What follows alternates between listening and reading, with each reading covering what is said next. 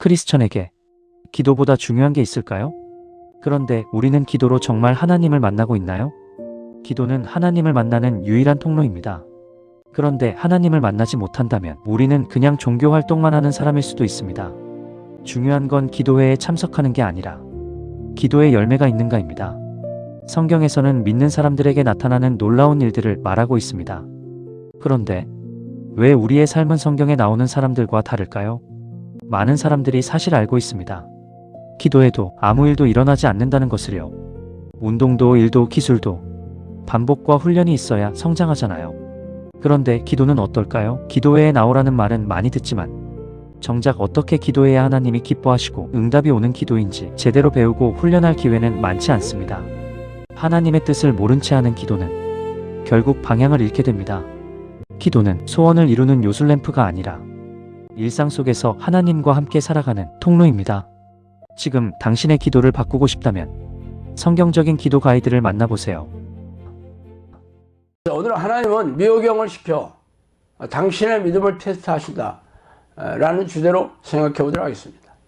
미호경은커녕 귀신의 얘기조차 들어볼 수 없는 우리네 교회에서는 제가 지금 말씀드린 강의의 제목을 가차없이 무시하고 경멸할 것입니다. 거룩한 교회에 어떻게 사탄이 범접하며 비친 하나님의 자녀들에게 귀신들이 어떻게 들어오겠냐면서 말이죠. 이런 말투는 그들의 희망사항을 반영하고 있지만 성경은 우리네 교인들의 허접한 믿음에 뜨악한 말씀을 하고 계시죠. 그래서 오늘은 이 얘기를 좀 하고 싶습니다. 시험이라는 말은 헬라어 페이라조라는 단어입니다. 이 말은 시험이라는 말 이외에 유혹이라는 의미를 가지고 있습니다. 당연히 유혹은 죄를 짓게 만드는 유혹이고 죄를 짓게 되면 시험에 든다 혹은 죄에 걸려 넘어졌다고 말하고 있습니다. 그래서 당신의 믿음을 테스트하는 사람이 누구입니까? 하나님입니까? 아닙니까? 아닙니다. 하나님이 여러분의 믿음을 테스트하는 것이 아니라 바로 사탄이죠. 그래서 사탄의 또 다른 이름이 바로 시험하는 자입니다.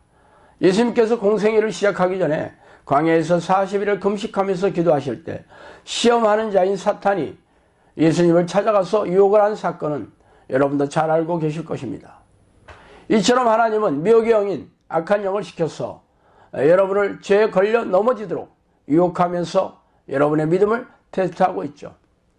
그렇다면 시험하는 자인 미혹의 영은 어떤 방식으로 여러분을 시험하고 죄의 덫을 놓고 유혹하고 있습니까?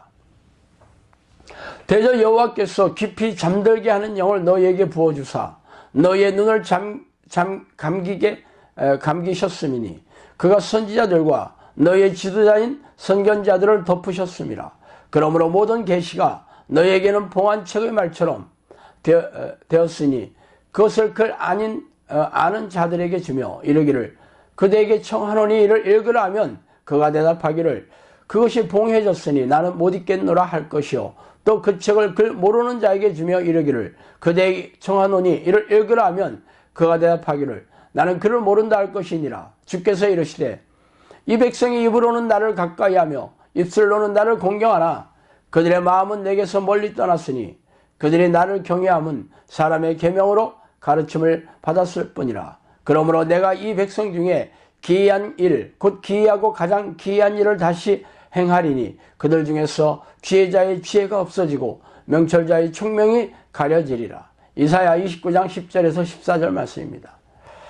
하나님은 사람들에게 깊이 잠들게 하는 영을 보내셔서 눈을 감기게 하고 무지하고 미련하게 만들고 계시다고 말씀하고 계시죠. 그래서 사람들이 지혜가 없어지고 총명함이 사라져서 미련하고 기이한 일들을 행하게 된다고 말씀하고 계십니다. 그러나 여러분은 이 말씀이 자신과 아무런 상관이 없으며 우리네 교회에도 해당 사항이 없다고 생각하실 것입니다. 물론 하나님께서 소중하게 아끼는 자녀들에게 미호경을 보내셔서 믿음을 테스트하시면서 부족함을 보이는 자들을 죄다 지옥에 번져버리게 하신다는 게 믿어지지 않을 것입니다. 설사 그렇더라도 여러분이 이들 중에 속하지 않을 것이라고 믿고 싶겠지만 이러한 일이 여러분의 희망사항으로 그치지 않는다는 것쯤은 눈치채고 계실 것입니다. 하나님의 이 백성이 입으로는 나를 가까이 하며 입술로는 나를 공경하나 그들의 마음은 내게서 멀리 떠났나니 그들이 나를 경외함은 사람의 계명으로 가르침을 받았을 뿐이라고 말씀하시는 기준으로 평가하시겠다고 선포하고 계시죠. 그러므로 여러분이 입으로 하나님이 전능하신 분이라고 찬양하고 있는 것에 상관없이 여러분의 속내가 진짜 하나님을 경외하고 찬양하며 감사하는지 불꽃 같은 눈동자로 지켜보고 계실 것입니다. 여호와께서 이르시되 가서 이 백성에게 이르기를 너희가 듣기는 들어도 깨닫지 못할 것이요 보기는 보아도 알지 못하리라 하여 이 백성의 마음을 둔하게 하며 그들의 귀가 막히고 그들의 눈이 감기게 하라. 염려하건대 그들이 눈으로 보고 귀로 듣고 마음으로 깨닫고 다시 돌아와 고침을 받을까 하느라. 이사야 6장 9절 10절 말씀입니다. 하나님이 이사야 선지자를 보내면서 이스라엘의 죄악을 지적하면서 멸망을 선포하게 하시지만 거꾸로 백성들의 눈을 감기게 하고 귀를 닫게 하고 마음을 무디게 하겠다고 말씀하고 계십니다. 그 이유는 하나님이 원하지 않은 백성들이 마음을 돌이켜서 깨닫고 돌아와서 고침을 받고 회복하는 것을 바라지 않는다고 말씀하고 계시죠. 아니, 당신의 백성이 회복되고 돌이키는 것을 바라지 않는다고요? 정말 기이한 말씀이 아닙니까? 그렇다면 왜 그런지 아십니까? 하나님은 절절하게 하나님을 사모하고 사무치도록 사모하며 하나님의 뜻에 철저하게 순종하려는 그런 마음이 없는 백성들을 천국에 들이시기를 원하지 않기 때문입니다. 백성이 모이는 것 같이 내게 나아오며 내 백성처럼 내 앞에 앉아서 내 말을 들으나 그대로 행하지 아니하니 이는 그 입으로는 사랑을 나타내어도 마음으로는 이익을 따름이라. 그들은 내가 고운 음성으로 사랑의 노래를 하며 음악을 잘하는 자같이 여겼나니 내 말을 듣고도 행하지 아니하거니와 그 말이 응하리니 응할 때에는 그들의 한 선지자가 자기 가운데 있었음을 알리라. 에스겔 33장 31절에서 33절 말씀입니다. 위의 구절에는 하나님께서 사람들의 속내와 깊은 마음속을 통렬하게 읽고 계시다고 밝히고 있습니다. 그들이 선지자의 말을 즐겨 듣고 은혜를 받았다며 깨달음을 얻었다고 칭찬하지만 정작 그들은 하나님의 뜻을 행할 생각이 없다는 것을 잘 알고 계시기 때문입니다. 그래서 사람들은 하나님의 뜻을 가르치는 성경교사나 목회자의 설교를 듣고는 은혜를 받았다며 깨달음을 얻었다고 칭찬하지만 정작 삶의 현장에서 하나님의 뜻을 철저하게 외면하며 육체의 욕심과 쾌락을 좇는 일을 골몰하고 있다는 것을 잘 알고 계십니다. 왜 이런 기이한 일이 일어나는지 아십니까? 바로 미혹의 영이 여러분의 머리를 타고 앉아 자신의 생각을 넣어주어 속이고 있기 때문입니다. 그래서 사람들은 자신이 듣고 싶은 얘기만 듣고 하고 싶은 행동만을 하고 있죠. 그리고는 주일 성수와 각종 희생적인 신앙행위를 하면서 자신이 천국에 들어가는 자격이 있음을 철석같이 믿고 있으며 이 땅에서 하나님의 축복을 얻는 기대만을 높이고 있죠. 그러나 이들은 성경에서 명령하는 하나님의 뜻이 무엇인지 알려고 하지 않으며 설령 알고 있다 할지라도 그 뜻을 행할 생각조차 없습니다. 미혹의 영이 이들의 마음과 생각을 속이고 조종하고 있기 때문입니다. 악한 자의 나타남은 사탄의 활동을 따라 모든 능력과 표적과 거짓 기적과 불의의 모든 속임으로 멸망하는 자들에게 있으리니 이는 그들이 진리의 사랑을 받지 아니하여 구원함을 받지 못함이라. 이러므로 하나님이 미혹의 역사를 그들에게 보내사 거짓 것을 믿게 하심은 진리를 믿지 않고 불의를 좋아하는 모든 자들로 하여금 심판을 받게 하려 하심이라. 데살로니가후서 2장 9절에서 12절 말씀입니다.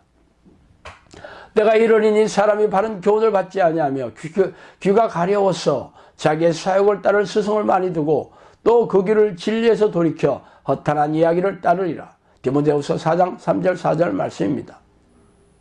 이처럼 이 시대가 바로 미혹의 영이 창궐하며 대부분의 교회 지도자와 교인들을 미혹시켜 눈을 감기게 하고 귀를 닫게 하고 마음을 둔하게 하여 하나님의 뜻을 깨달아서 준행하지 못하도록 하고 있죠. 이는 하나님께서 미혹의 영을 보내셔서 하나님을 목숨을 다해 사랑하지 않는 사람들로 하여금 바른 교훈을 외면하고 자기의 사역을 부추기는 거짓 교사와 사건 목자를 따르게 하고 있기 때문입니다. 그래서 교회 직분이 높고 신앙의 연륜이 오래된 교인들조차 무능하고 무기력한 믿음으로 고단하고 팍팍하게 살아가는 이유입니다. 하나님은 이들에게 미경을 보내셔서 믿음을 테스트하여 부족함을 보였기 때문이죠. 그러므로 여러분에게 성령이 함께 하시는 증거와 변화, 능력과 열매가 없다면 필시 미경에게 속아서 생각과 마음이 지배 당하고 있기 때문입니다. 참으로 두렵고 떨리는 일이 아닐 수 없습니다.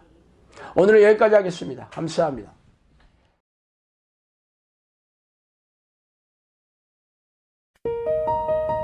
지혜는 열심으로 교회를 섬기는 신실한 크리스천이에요. 교회에서는 집사 직분을 받아 교회의 굳은 일도 충성스럽게 하고 있죠. 그런데 성경을 읽을 때마다 이상하게 생각되는 구절이 있었어요. 예수님과 제자들이 귀신을 쫓아내고 병을 고치는 대목이었어요. 성경을 깊이 묵상할 때마다 성경에는 안진뱅이가 일어나고 소경이 눈을 뜨는 기적이 일어나는데 옛날에는 있던 귀신들이 지금은 어디로 자취를 감춘 거지? 왜 나는 이렇게 열심히 하나님을 섬기는데 여전히 아픈 곳도 많고 인생이 고단한 거지? 누구도 이해할 만한 대답을 해주지 않았어요. 어느 날 지혜는 우연히 보게 된 유튜브 채널에서 신 목사님을 알게 되었고 성령께서 말씀해 주신 귀신의 비밀이라는 책을 보게 되었어요. 지금 시대에도 귀신이 다 없어진 것이 아니라 어느 때보다도 극렬히 활동하고 있고 자신이 하나님의 뜻대로 기도하지 않으니 영적 전쟁을 모르고 싸우지 않고 있어서 귀신의 포로로 살고 있다는 사실을 알게 되었어요. 지혜는 이제 지식에 그치지 않고 하나님의 뜻대로 기도하여 이기는 자가 천국을 소유할 수 있다는 성경 말씀을 붙들고 승리할 것입니다. 이기는 자가 되기 위한 필독서, 성령께서 말씀하신 귀신의 비밀.